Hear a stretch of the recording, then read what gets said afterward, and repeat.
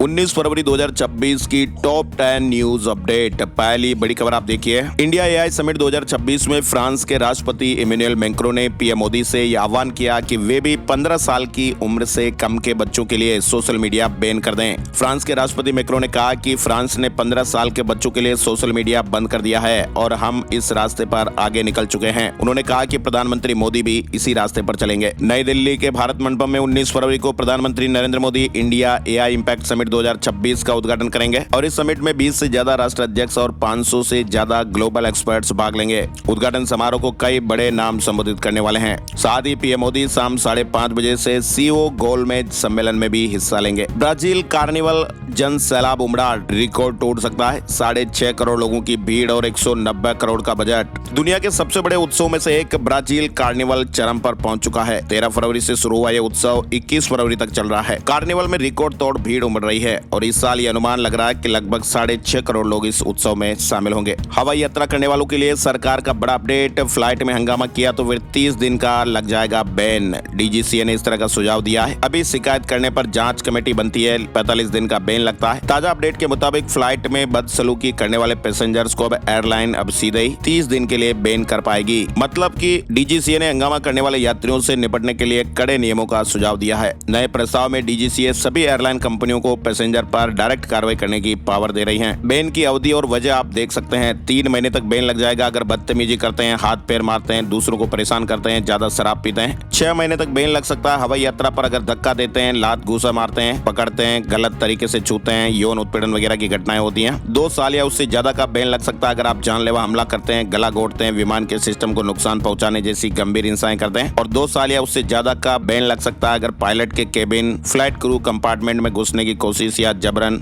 अगर आप घुसने की कोशिश करते हैं तो बैन लगाया जा सकता है। और अगर कोई भी व्यक्ति राष्ट्रीय सुरक्षा के लिए खतरा माना जाता है तो उसे भी उड़ान से बैन किया जा सकता है। एयरलाइन कंपनियों को एसओपी बनाने के निर्देश जारी किए गए हैं। 16 मार्च तक इस तरह के सुझावों पर राय मांगी गई है। आधार कार्ड को लेकर बड़ा अपडेट। आधार कार्ड की सेफ्टी को लेकर एक नया चैटबॉट आने जा रहा है जिसका नाम होगा आधार एआई मित्र। इसकी मदद से आधार कार्ड होल्डर्स को साइबर ठगी और अन्य प्रॉब्लम से बचाया जाएगा। ये चैटबॉट बड़े ही अनोखे तरीके से काम करने वाला है। नई दिल्ली में चल रहे एआई इम्पैक्ट समिट 2026 के दौरान उदय ने इस तरह की जानकारी दी है। आने वाले दिनों में उदय की तरफ से आधार एआई मित्र लॉन्च किया जाएगा। वर्ल्ड अपडेट्स में आपको बताएं, पाकिस्तान में गैस लीकेज से घर में धमाका होने की खबर है। इमारत का हिस्सा ढह गया और 10 लोगों की जानें चली गई, 11 लोग घायल हो गए। शुरुआती रिपोर्ट के अनुसार गैस लीकेज के कारण ये विस्फोट बताया जा रहा है जिससे एक इमारत का हिस्सा गिर गया। महाराष्ट्र के पूर्व डिप्टी सीएम अजीत पवार के बेटे जय पवार ने बुधवार को इंस्टाग्राम पर लिखा कि वीएसआर वेंचर्स के विमानों के उड़ने पर रोक लगा देनी चाहिए। उन्होंने महाराष्ट्र के बारामती में 28 जनवरी को हुए प्लेन क्रैश की पारदर्शी और पूरी जांच की मांग की है। जय पवार ने इंस्टाग्राम स्टोरी में इस हादसे पर गहरा दुख जताया। उन्होंने हादसे पर भी सवाल उठाए हैं।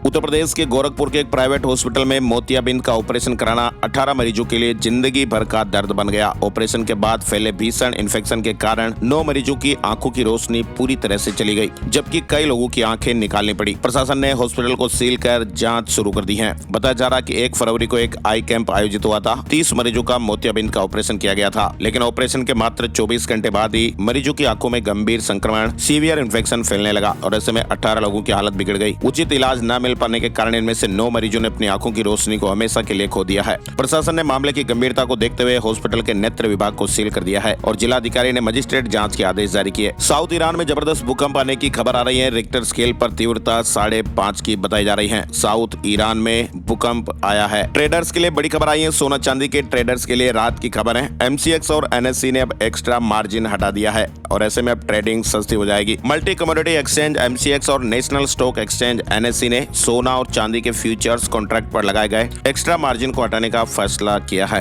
ये बदलाव 19 फरवरी से लागू भी हो गया है। इससे ट्रेडर्स की लागत घटेगी और बाजार में एक्टिविटी बढ़ने की उम्मीद है। सोना और चांदी में उतार चढ़ाव के बीच ट्रेडिंग करने वालों के लिए बड़ी राहत की खबर आई। इस न्यूज बुलेटिन में फिलहाल बस इतना ही अपडेट। हर तरह की काम की खबरों और ताजा जानकारियों के लेटेस्ट डिटेल अपडेट के लिए आप बने रहिए माई स्मार्ट गाइड पर। और बड़ी खबरों का वीडियो अगर आपने नहीं देखा तो MSG न्यूज यानी माई स्मार्ट गाइड के वीडियो सेक्शन में जाकर आप ये वीडियो जरूर देखिएगा।